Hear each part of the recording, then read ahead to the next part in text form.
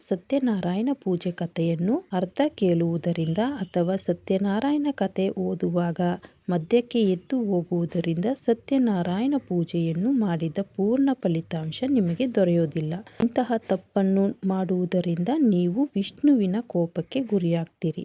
ಸತ್ಯನಾರಾಯಣ ಕಥೆಯನ್ನು ಮಧ್ಯಕ್ಕೆ ಬಿಟ್ಟು ಹೋದರೆ ಅದು ನಾವು ಸತ್ಯನಾರಾಯಣ ಸ್ವಾಮಿಗೆ ಮಾಡುವ ಅವಮಾನವಾಗುತ್ತದೆ. ಇದು ಹಣಕಾಸಿನ ಸಮಸ್ಯೆಗೂ ಮುಖ್ಯ ಕಾರಣವಾಗುತ್ತದೆ. ಸತ್ಯನಾರಾಯಣ ಕಥೆಯನ್ನು ಕೇಳುವಾಗ ಅಥವಾ ಓದುವಾಗ ಮಾನಸಿಕವಾಗಿ ಒಂದು ನಿರ್ಣಯವನ್ನು ಮಾಡಿ ಮತ್ತು ನಿಮ್ಮ ಬೇಡಿಕೆಗಳನ್ನು ವ್ಯಕ್ತಪಡಿಸಿ. ನೀವು ಪ್ರತಿ ಹುಣ್ಣಿಮೆಯಲ್ಲೂ ಸರಳವಾಗಿ ಮನೆಯಲ್ಲೇ ಸತ್ಯನಾರಾಯಣ ಪೂಜೆಯನ್ನು ಮಾಡಬಹುದು.